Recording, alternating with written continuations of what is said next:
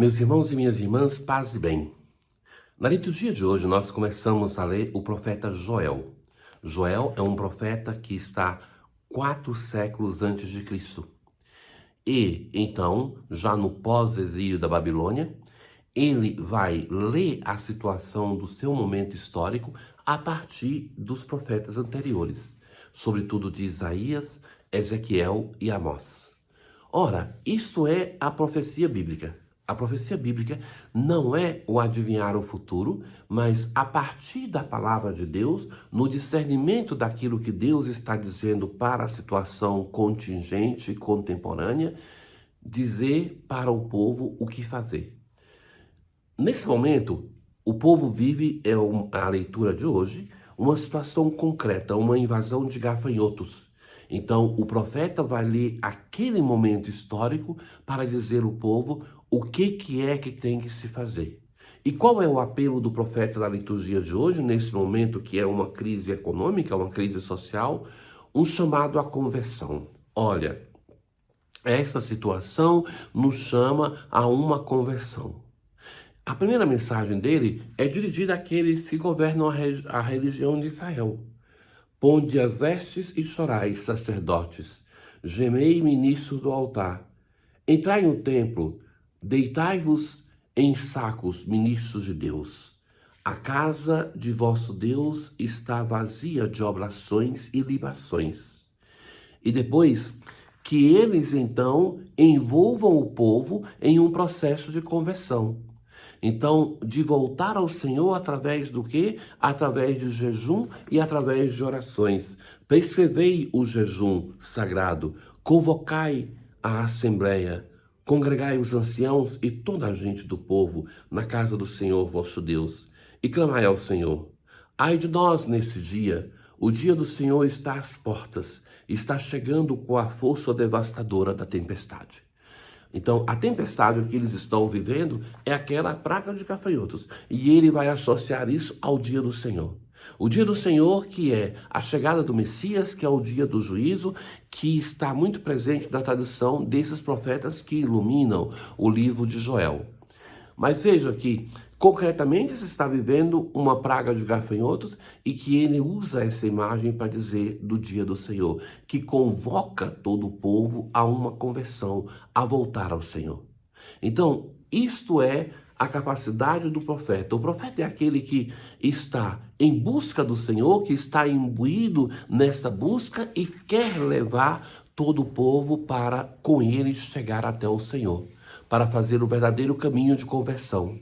Então, nisso ele usa uma imagem concreta daquilo que se está vivendo para dizer: voltemos ao Senhor com todo o nosso coração. Tocai trombeta em Sião, gritai alerta em meu santo monte. Tremam os habitantes da terra, pois está chegando o dia do Senhor, ele está às portas. Nós vamos ainda ouvir este profeta na liturgia, na leitura de amanhã, e é um profeta interessante porque ele nos ensina, nos transmite um valor que muitas vezes nós esquecemos que provém do nosso batismo. Pelo batismo, nós somos constituídos como sacerdotes, profetas e reis. E a profecia que se espera de nós é aquela justamente de saber ler a nossa história, aquilo que estamos vivendo hoje, a partir da palavra de Deus.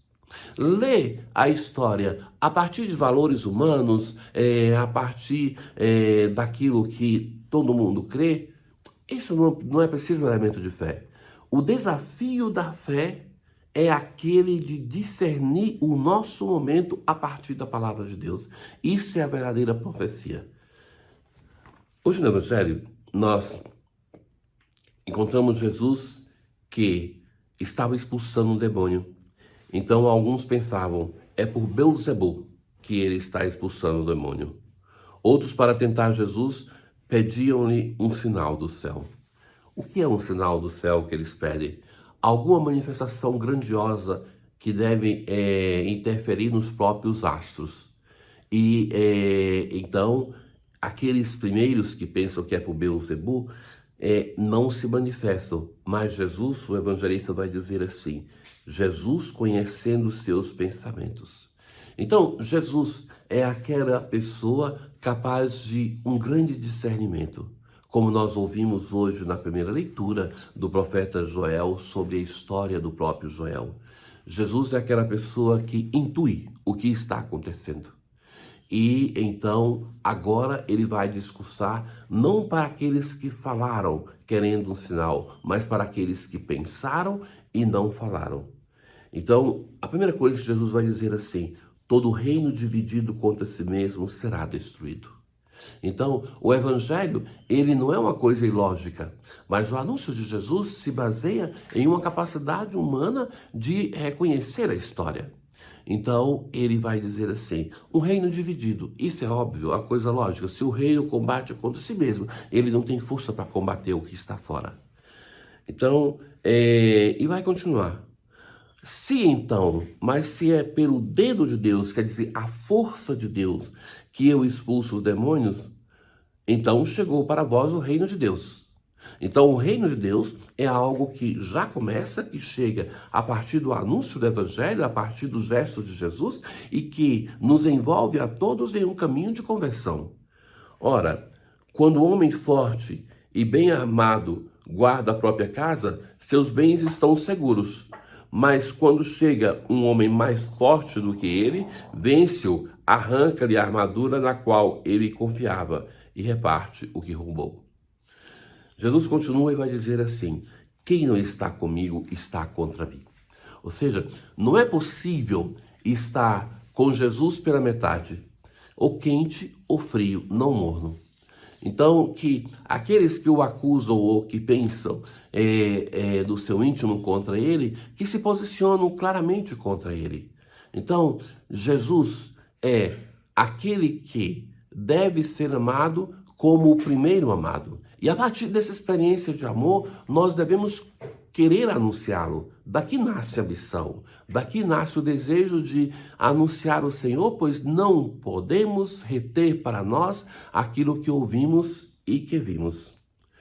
Quando o espírito sai de um homem, fica vagando em lugares desertos à procura de repouso. Não encontrando, ele diz: vou voltar para a minha casa de onde saí. Quando ele chega, encontra a casa varrida e arrumada. Então ele vai e traz consigo outros 7 espíritos piores. Aqui está o cuidado que nós devemos ter com a nossa vida de união com o Senhor, a nossa conversão. Nós nunca estamos prontos. Nós estamos sempre no cuidado para que a nossa conversão aconteça. Quando nós nos damos por seguro, fizemos um encontro na igreja, estamos bem, a minha vida melhorou, a minha vida de relação na minha família ou com os outros, da minha vida de oração, não é por isso que nós devemos nos considerar já prontos e resolvidos. Porque tem sempre o perigo de nos tornarmos piores do que antes. A imagem que Jesus usa é que o espírito imundo vai ao deserto e pega outros e voltam para habitar a casa, para dizer assim: temos o perigo de nos tornarmos piores do que aquilo que éramos antes do momento que nós identificamos como a nossa conversão. E que por isso devemos cuidar cada dia para que o pecado não domine sobre nós. O apóstolo Pedro, em um momento, ele vai dizer assim: sede sóbrios e vigilantes. Eis que vosso adversário, o demônio, vos rodeia como um leão a rugir. Resisti-lhes firmes na fé. É esta resistência cotidiana ao pecado que deve dominar em nós. No momento que nós pensamos assim, estamos resolvidos e já temos a fé suficiente, nós vamos ter facilmente uma queda e o perigo de sermos pior do que quando nós começamos o nosso caminho em direção ao Senhor. E entrando, instalam-se aí. No fim, este homem fica em condições pior do que antes. Caríssimos irmãos, nós estamos da parte de Jesus.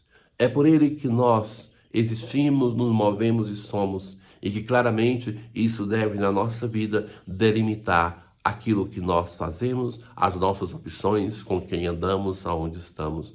Não é possível uma incoerência no nosso caminho de fé. Um bom dia para todos. O Senhor esteja convosco, Ele está no meio de nós. Abençoe-vos, Deus Todo-Poderoso, o Pai, o Filho e o Espírito Santo. Paz.